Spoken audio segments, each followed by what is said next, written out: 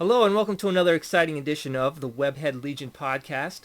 I am your host, Jesse Brown, and I have with me Spider-Man experts Adam Zanobi and Michael McNulty. How are you guys? Pretty good. Oh, greetings and Happy New Year to anyone out there. I'd like to start by saying I hope everyone had a Merry Christmas and Happy Hanukkah, and I know I sure did. Mm-hmm. On today's show, we're going to be talking about Amazing Spider-Man 700. But first, I want to turn things over to Mike McNulty and give him a chance to tell us about how he first got into Spider-Man. Okay, well, this is probably going to age me a little bit, but I first got into it back when I was a kid. Like somebody gave me a comic books of like a thing that came with it, was published by the outfit called Power Records. Okay. This was on, and of course they came along. We had the actual kind of a reprint of a comic of an issue of Amazing Spider-Man. Mm-hmm. And what they did was they sold it along with it a vinyl record, which ran on 45 RPM, which was like, so it had all the whole voice acting thing and stuff. And the one I had, I don't think it was actually an actual issue, but it was actually specially made for this. Spider-Man versus Draco the Dragon Man. Never heard of him. Well, the thing is, the deal is the Draco the Dragon Man. Okay, imagine the lizard, only 9 feet tall, with giant bat wings, who breathes fire out of his mouth, hands, and feet. Whoa, almost like Fin Fang Foom. Yeah, something like that. Well, not quite as big. And the thing is, he was supposedly from outer space, from the Draco constellation, along with his army of robotic dragon people. Weird. Wow. And the thing is that they had the whole thing. They're going to march around and everything, invading the camp of college kids, and then the next thing it shows that J. Jonah Jameson telling Parker, "You got to get photos of this guy Draco and everything like this," and of course and he's with Mary Jane, and Peter's with Mary Jane, and he shares the spider sense. He hears something in the sewers, and he tells her that, I've got to go, do some whatever BS excuse he does. And then he goes down in the sewers and he finds them and all this stuff. But the thing is, when I listened to this, I was totally hooked about this thing. And then there was another one I had, which was a reprint of the John Jameson Man-Wolf story. Ah. Yeah, so that was the whole. It was kind of a condensed version. They didn't have all this stuff and then of course I didn't even know anything about, because that in the context of this thing is coming right after the story involving Gwen Stacy's death. Okay. Because if you read the actual issue things, it's coming right after that point. And of course, I didn't, being too young, I didn't really know any kind of the history and stuff like that. But after that, that's when I kind of got really into the whole thing. And I used to, I was doing, finding out, getting stuff from, the local, comic shop about, trying to dig up, issues and everything like this. And so, ever since then, I was kind of getting hooked, and then and also watched the Spider-Man and the Spider Friends type stuff and everything. Oh, the '80s cartoon. Yeah, the '80s cartoon. It had all the reruns kind of stuff on there. Cool. And yeah, so and I think I really didn't start really seriously getting into the actual comic selection probably until right around the same time as I think when Todd McFarlane was actually doing his own his own series thing. My favorite era. Yeah, that was actually good times there. And also, and of course, interesting enough, it's right around the time of Maximum Carnage, so it was like, which was like, okay, and then getting the robot parrots in the Clone Saga and all that stuff. So yeah, the Maximum Carnage arc is the first crossover event that really got my attention as a kid. I remember the promos for it really stood out, and I was like, "Oh, what's that? It's so cool!" Because it had a video game tie-in and everything. Oh yeah, it was going, it was going full bore there with the whole, all the characters and all the different things, like with like with the Demo Goblin coming in and stuff, which I didn't really like him because I thought, oh gosh, none of Yeah, some really dark, scary characters. Well, I never liked the idea of Spider-Man fighting like supernatural villains. I kind of felt like that, or when he's fighting, that always kind of felt out of place. Yeah. Maybe that's another reason why I don't really particularly care for Mephisto's magical marriage annulment thing. But yeah, I don't think any of us do. no, I don't. Yeah. Oh, and the other thing is too, I remember also getting one of these, one of those. My first action figure also was the Spider-Man in the black costume. Ah, wow. Well, what was Yeah. that from the TV series of toys or? No. That was like when they did the Secret Wars thing. Oh, the Secret Wars promotion. Yeah, Yeah, '85. they did all that stuff. And, I remember that Secret Wars line of toys. It was really good. oh yeah, I think, yeah, they had the little shield stuff and everything with the. yeah, I remember getting a Spider-Man toy around that time. It was my first ever Spider-Man toy, and I was just so fascinated by his black suit in the comics that I took a black marker and painted him black. Yeah, and the funny thing is, I think one of my, I don't know if it was my mom or aunt, they was like, how come Spider-Man looks like a bad guy now? And everything. I'm like, Yeah. hey, I think he looks kind of, it kind of makes sense, he's kind of, Spider's supposed to be wearing, kind of black and big, kind of all that stuff, so. Yeah, he's they're cool stealthy. with it. Right. Cool. Do you guys still have any of those figures? Unfortunately, I lost mine. I think Oh, mine, man. yeah, it was kind of like, which I know is probably, I don't know how much, I don't know what happened to it. I have that one that I've marked up, buried somewhere. Yeah. Well, that brings us to our central topic. It's going to be Amazing Spider-Man issue number 700. It was released December 26th, and I hope people listening to this had a chance to read it, because we're going to get into some spoilers. Adam, what was your overall impression of issue 700? I liked it. I mean, it had everything you could want in an anniversary issue of Spider-Man. Slot loaded it with, a lot of references to the character's history. Yep. And it was a pretty exciting, high-stakes story. Yeah, I agree. Yeah. A lot of good cameos and flashbacks. For sure, when Peter's dying in Ock's body and he's either hallucinating or he's going to the afterlife. And Yeah. he meets all the people, who have died over in the comics over the course of 700 issues. Mm-hmm. Yeah. He has that great scene with Uncle Ben with the pep talk, and A few of those Humberto people... Ramos really drew that beautifully, I found. Yeah, that was nicely A illustrated. nice-looking scene. Mm-hmm. A few of those people I couldn't even recognize. I mean, I recognized, of course, Gwen and Captain Stacy and Marla Jameson, but they were introduced to his parents, and Well, there's also Nicholas the kid who collected Spider-Man in there. He's the kid Yeah. on the bike. oh, that's the kid who collected Spider-Man. Oh, Yeah, that's okay. the kid who collected Spider-Man. Oh, yeah, I He's have on that the issue. bike. Cool. That was Yeah. great. They put him in there. Yeah, that was. And I don't know if there was Sally Arville was in there too or not. I don't know. It was somebody with a beret or something. That might have been Jean DeWolf. Yeah, I was thinking, was that Jean DeWolf?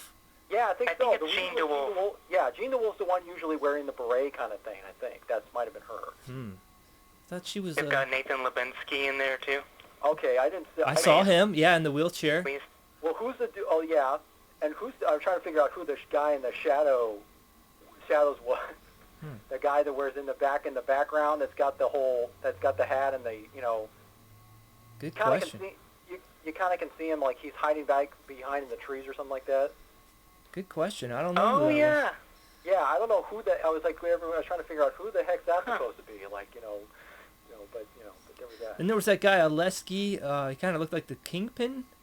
I don't remember. The Rhino. Oh, he was the Yeah, Rhino. That was the that Rhino. to me was kind of dubious. I was like, okay, why is the Rhino? I know the Rhino's dead, but why would he? Concerning all that, why would he technically be in heaven? That was like, Huh.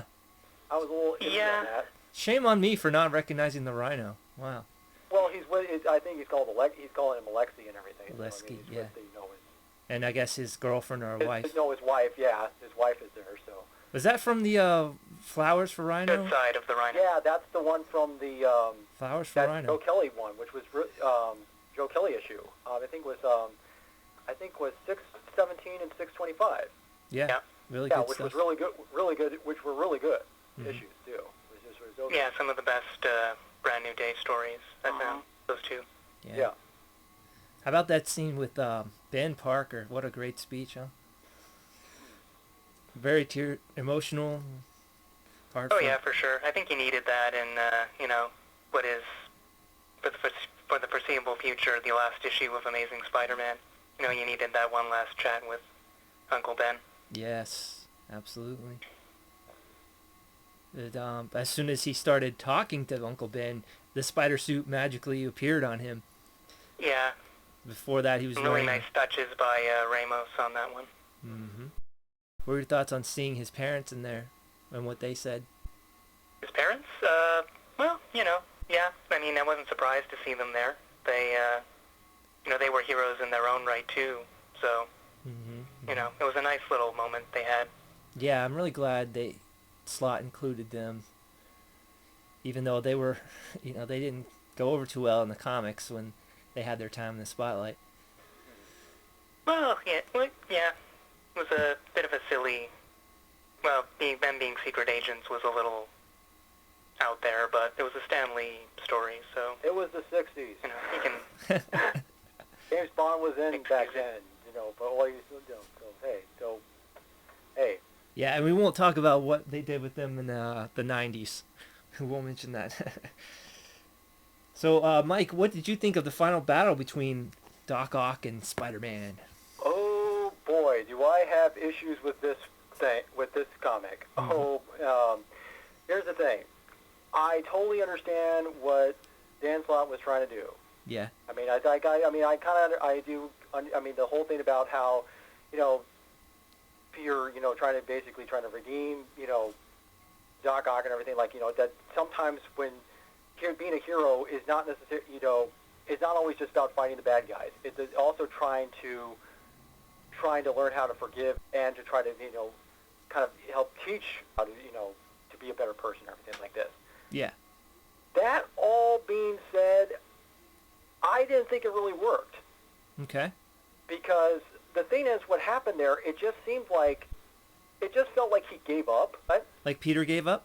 Yeah, like Peter just kind of gave up thing. I'm like thinking, that just doesn't seem like him. That just didn't seem like him. Mm-hmm. And it's just like, and the thing about that is that they, because he's lying there being broken and everything like this, and then of course you got the gold Octobot sitting there, and he somehow, and of course his life is starting to flash before his eyes. Yeah. And then all of a sudden Doc Ock experiences as well. It just happens. He just happens to be there, and he's like, oh. Well, he's got basically a Wi-Fi connection to each other's heads. And at that point, it just seems like, and to me, the way it kind of came across, I don't know whether or not it was in the writing or not, but it just kind of seemed like Peter just kind of felt like, okay, I'll just kind of roll with it and let this happen, rather than it was something like he was doing, that it was active. Yeah. In other words, it was not like he was active. It didn't seem like he was actively doing it. It was almost like, oh, it just kind of happenstance. And then Doc Ock is just magically converted into a good guy. And I understand that it's supposed to be like he's literally experiencing Peter's life like in like a matter of seconds. Uh-huh. And he's experiencing all of his greatest, all the greatest hits and all the other greatest things and like that. I mean, I get that. But then it just seemed like all of a sudden he's done like a 180-degree about face, just kind of rang hollow. Oh, you're talking about Ock's 180 degree. Yeah, like yeah. Ock's like suddenly becoming now he's going to basically says, okay, because I mean the way I looked at it, the way it came across, it's like, okay, Peter, I promise I'm going to carry on your legacy, and I'm going to not make you out to look like a villain. Yeah. Even though I was the guy who was essentially responsible for your death, and I'm not the least bit sorry that you are dead. And I'm going to still keep on going, lying and manipulating and using all the people you care about. And I'm going to prove that I'm going to be a better Spider-Man than you in every single possible way. But don't worry, I'm a good guy now. I mean, it just seems like, really, that's kind of it just kind of seemed like a very iffy kind of beginning. I hear you, because it happened so fast, but I didn't feel like Ock was saying, I'm going to be a good guy now. Well, yeah. I mean, it kind of like that seemed like to be the impression that that now he's going to be the superior Spider-Man. He's supposed to be like the hero, but there's all these little other things. Yeah. And maybe it's also because I read Avenging Spider-Man 15.1, which was really good, which was actually pretty good. Yeah. And of course, in the beginning of that, you got Doc Ock going, I finally killed Spider-Man, and he just laughs like maniacally and everything. I'm like thinking, yeah. Really? That's more like it. Yeah, that was an issue I had with that comic too. It seems like there was an inconsistency from the end of Amazing 700 and the beginning of. Well, it seems to me like that was appropriate because in terms of Ock's motivation. Yeah. It seems like it was appropriate because at the moment Ock was experiencing all that stuff that Spider-Man went through. He was very overwhelmed, emotionally. But once it's over and he's gotten past that, he can go back to being himself kind of and be like, oh, I'm still Doc Ock with an ego, and eventually he might start becoming more and more of a good guy or like Spider-Man. I think that could be that's the approach that Slott's going to be taking Superior Spider-Man with. Yeah. I'm just saying that the way he set it up, I think he kind of, and like I said, I understand what he was attempting. I think he kind of botched it in the execution. Okay. And you understood where he's trying to go with it, but the way the actual thing, how it actually came about, it just didn't really work. That's just just in my opinion. Right. It was a tough sell to get that across in a couple pages that, okay, now Ock is a completely new person and better person. Right, yeah. But I think what he was implying is that maybe foreshadowing into the future that this will take some time, but eventually Peter's psyche will have an effect on Ock. Mm-hmm. That's what I got from it. Yeah, you can actually see some of that happening. I mean, the fact that he's actually, that he's actually getting some of those old memories, that it's actually starting to influence him, probably more so than he cares to admit. Mm-hmm.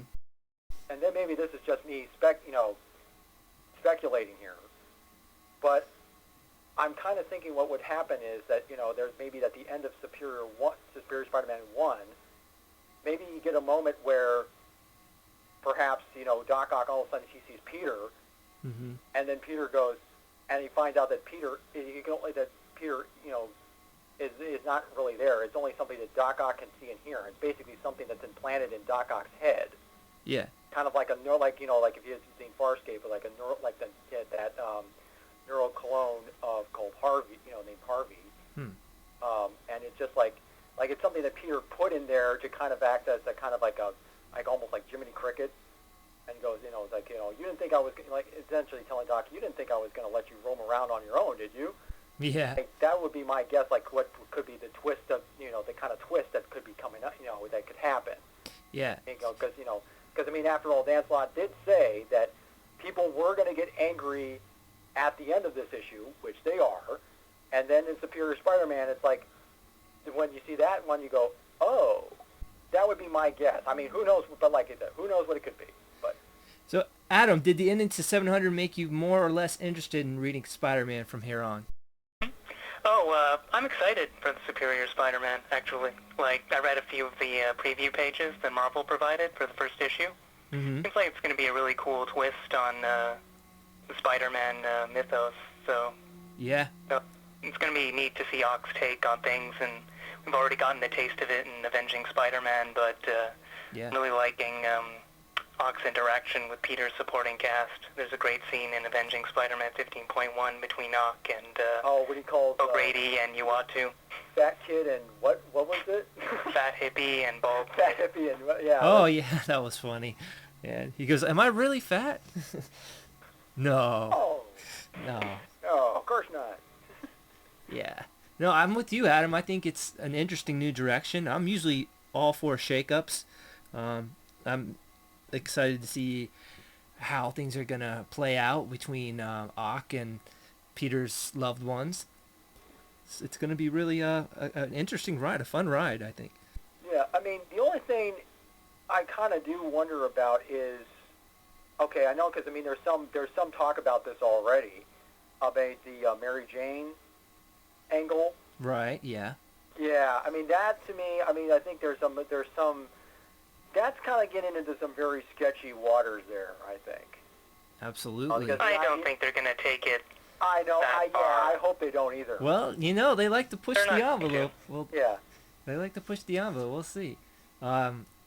They could get to the the verge of marriage even. Wouldn't that be interesting? I don't know. Yeah, I don't know. That would be controversial. It's just, but it's just, I think the thing is, on the one hand, yeah, you could say it's supposed to be kind of disturbing and uncomfortable. Yeah.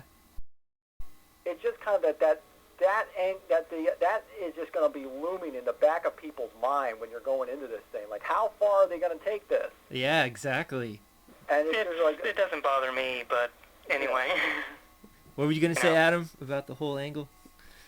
I think in terms of how it, I mean, Slot's been obviously the subplot of Mary Jane and how she feels about Peter has been sort of percolating since Spider Island, when she admitted that she loved him, Yes, during the climax of that scene. So I think, having her finally get together with Doc Ock was a great way for Slot to sort of pull the rug out from under readers. That was so bittersweet because she kissed Doc Ock, and that kiss was meant for Peter. Yeah. He didn't even get to say goodbye. And I mean, as a reader, you're sort of tearing your hair out, but, and I'm like, in a good way. I was going, what are you, do you not see that this guy is, like, treating you like crap, or this is not how Peter would talk? I mean, it's like, yeah. I was like, hey, what, he's like, leave me alone, woman, I'm busy, and all that stuff.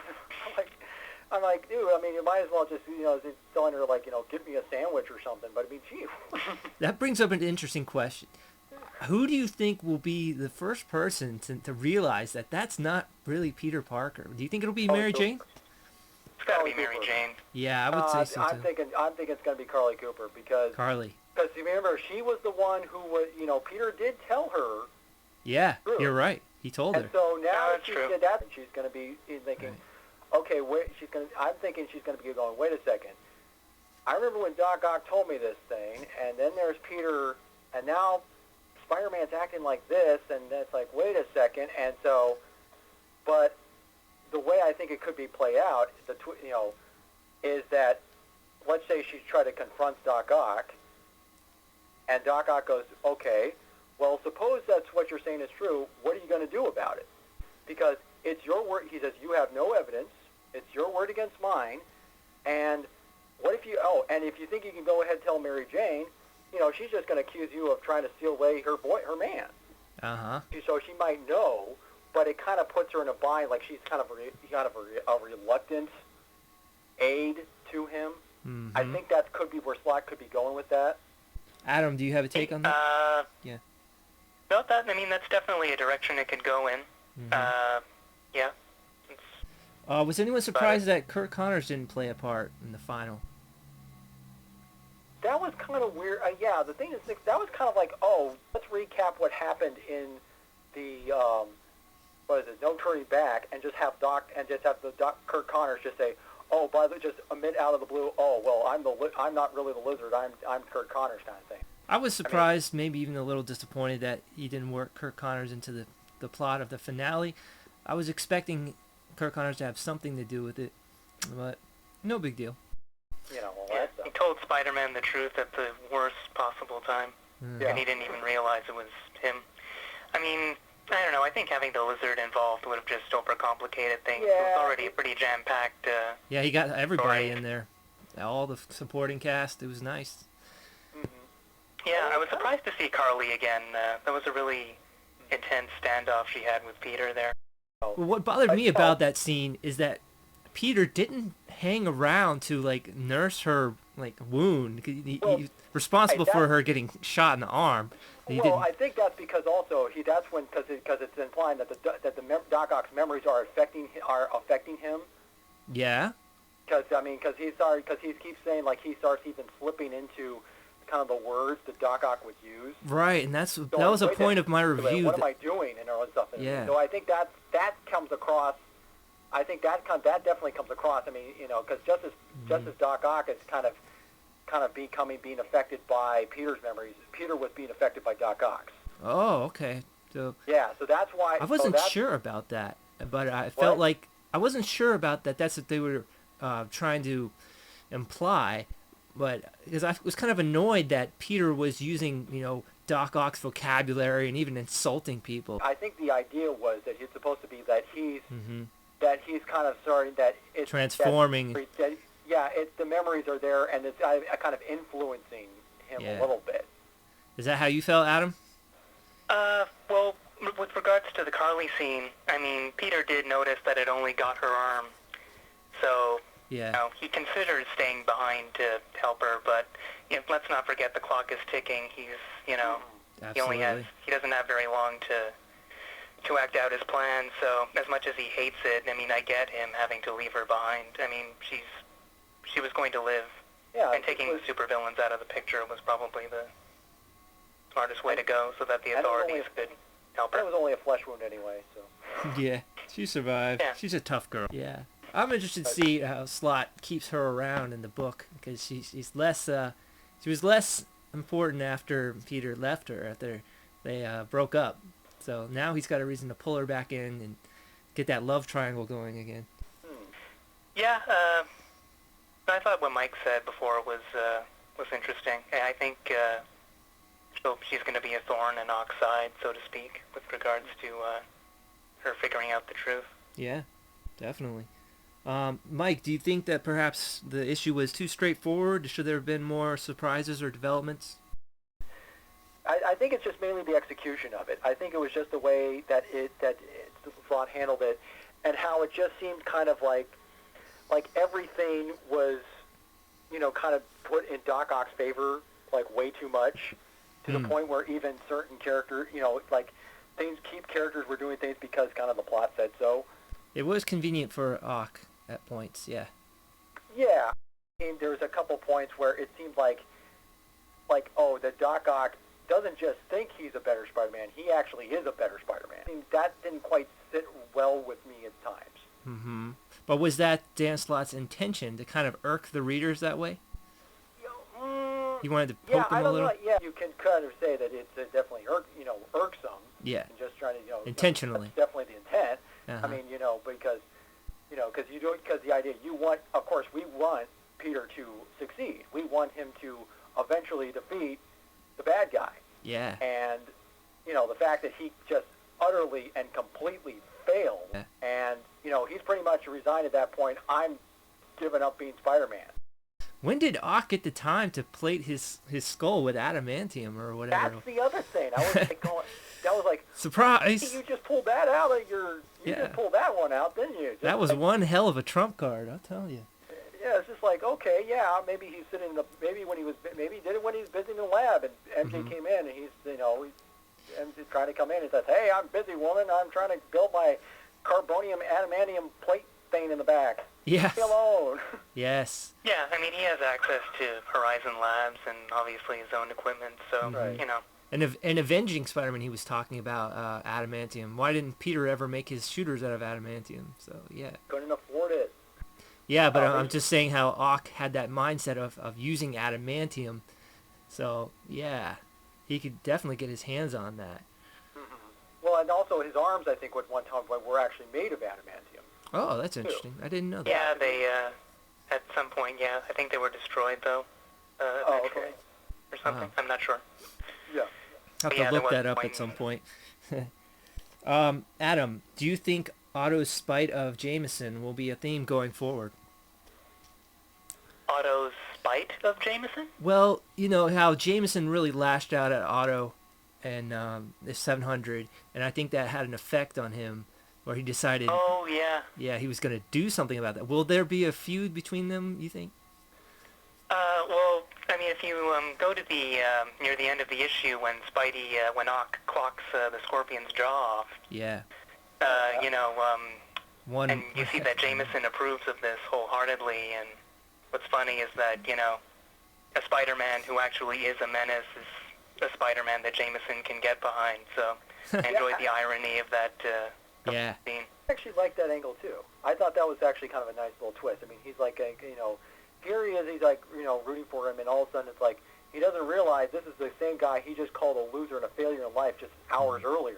Yeah. And also it's a nice twist on the whole Spider-Man dynamic about, because he's always supposed to be Spider-Man's biggest detractor, and now he's his biggest advocate, but he doesn't realize he's rooting for, who he's actually rooting for sometimes. Yeah. Which I thought that was actually kind of a nice, I actually thought that's kind of a nice little inversion. It makes Jameson look like a hypocrite.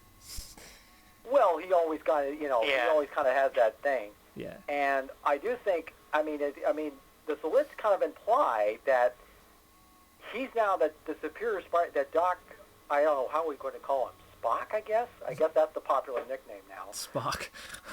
Never heard that. That's good. Spider-Man, Doc Ock, you put SP, yeah, well, anyway.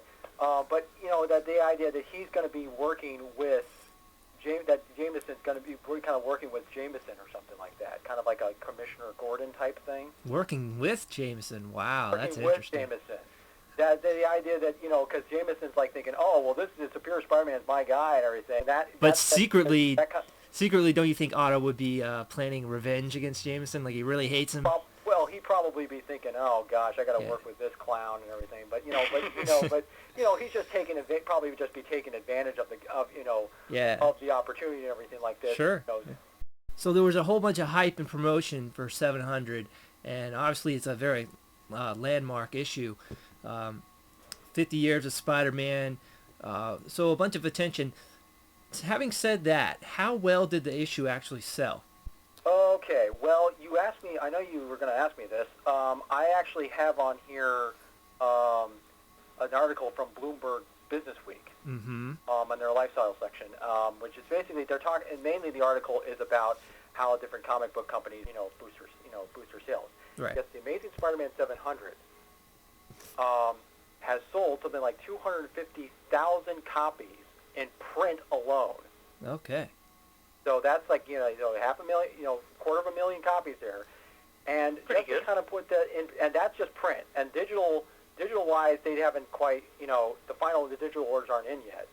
But just to give you kind of a comparison, The Walking Dead issue 100, which is supposed to be like the best-selling title of this year, that sold 383,000 copies. Oh, so outsold. Well, not quite outsold, but so right as things stand, Amazing Spider-Man 700 is going to surpass that. It's going to be like maybe the second best selling. I don't know right now. So, and I think at one point, according to Rich Johnson of Bleeding Cool, he says there that that the Comixology orders, it nearly shut down the site. Wow. So this is pretty big. And of course also it's got how many variant covers to this thing, but otherwise I think it just So are you saying that it was like second bestseller of the year or second bestseller of all time, or? They have a quote here from Axel Alonso, and he's saying here that sales are phenomenal. The Amazing Spider-Man 700 has sold nearly 250,000 copies in print alone. Yeah. Final digital orders aren't in yet. This is the best-selling comic book at this price point of the last decade at least. Well, I don't know how many comics are, in the last decade cost up to $8. But the real test of the story will be to see how many people actually buy Superior Spider-Man #1. Oh, they've already got pre-orders. Orders, I think, of that. Yeah. Because no doubt everybody wanted to see what happened, but to actually follow through with the story after they've read it, that will be the real test to see what people think. Well, I think it's going to be kind of a tough sell a little bit. Because how are you going to maintain this? Because if the thing is, back during the Clone Saga, in which you've got a situation where, okay, here's a guy who has blonde hair, works at a coffee shop, calling himself Ben Reilly, but he's supposed to be the real Peter Parker.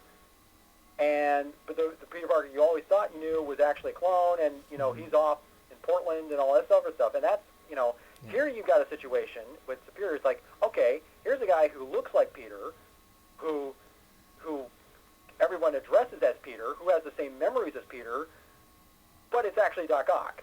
Yeah. How are you going to maintain that and everything like this? How are you going to maintain such a status quo? Which I don't think is. It's a big challenge. That's why, contrary to what Marvel says, this is going to be like this is going to be the status quo from now on. Doc Ock is going to be Spider-Man from here on out. Yeah. At least I think it's going to last at least a year, or at least up to the time the Amazing Spider-Man 2 comes out. Yeah. Because because there you've got Peter Parker. Once again, in that movie, it's Peter Parker as Spider-Man. So. Yeah.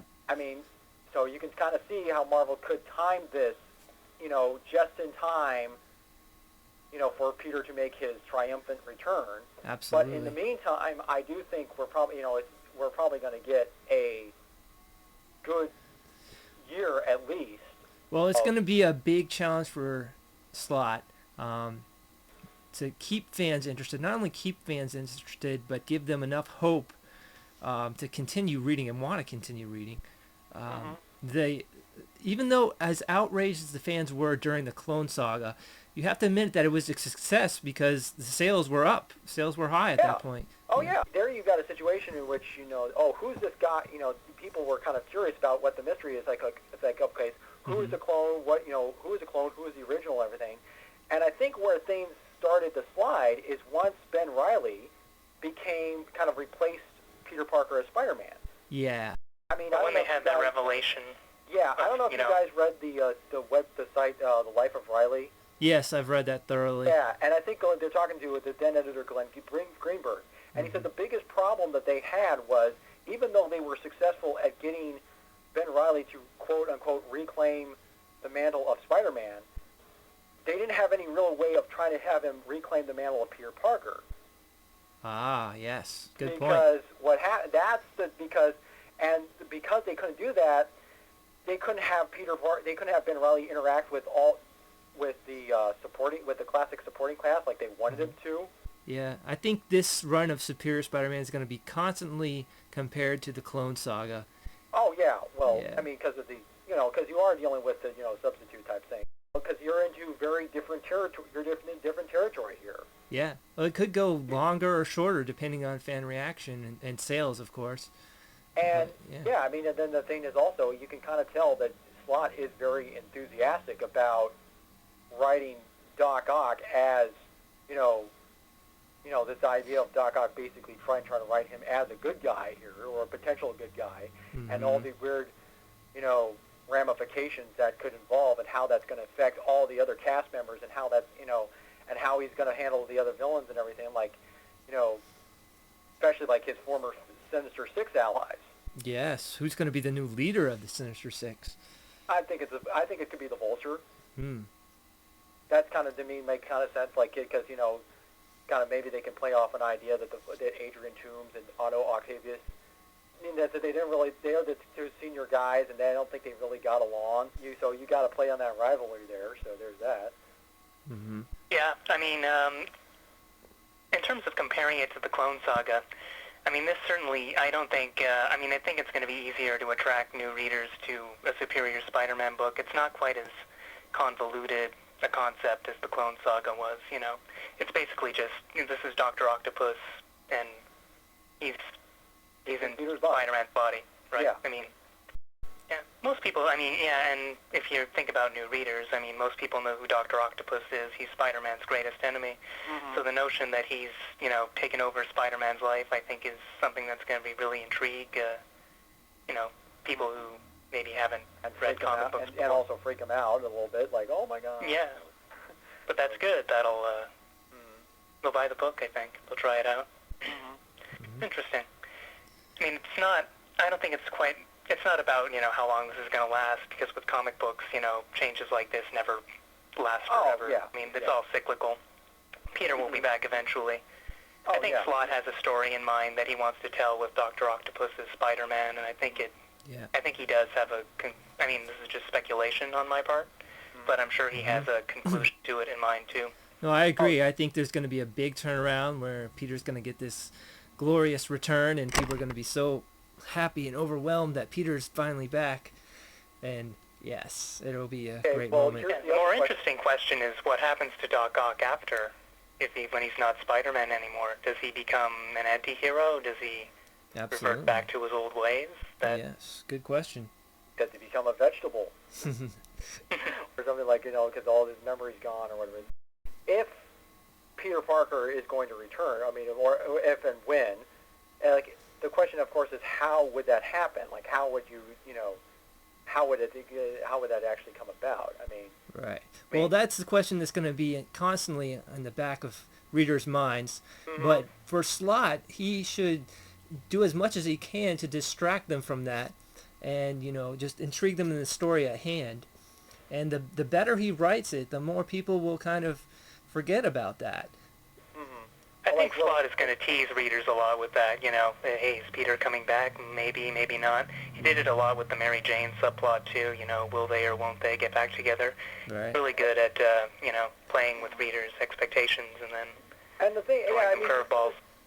I do kind of think that there may be some kind of little, little hints. Maybe you still got the gold Octobot still hanging around. Yeah, it was never destroyed at the end of 700. So he's got that. That still has Peter's consciousness in it. Mike, I wanted to ask you, how do you feel about your kind of sort of prediction on Pete possibly becoming Pastepot Pete coming true in 700? That almost happened. Oh, that was cool. Well, you mean the thing that my idea that my facetious thing that Pastepot Pete would be the superior Spider-Man? Yes, that Peter Parker would switch minds with Pete Pastepot Pete. Well, I thought that I was just kind of being kind of tongue-in-cheek on that thing. I mean, I wasn't seriously thinking it was going to be him. But yeah. I, was kind of setting it up to be like, how all these similarities he's got, The thing is, actually, though, I mean, if you guys remember I did that whole Spidey speculation listing of, possible candidates. Yeah, I've really enjoyed that. That was very well written. Yeah, and I was actually thinking at the time, I was actually leaning toward Phil Urich. Mm-hmm.